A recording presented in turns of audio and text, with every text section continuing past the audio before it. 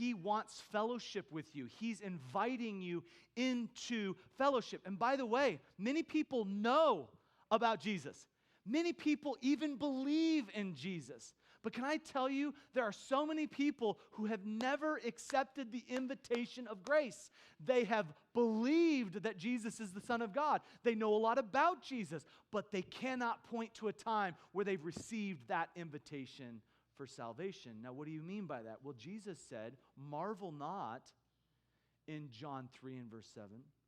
Marvel not that you must be born again. Now, what does it mean to be born again? Why does God tell us to be born again?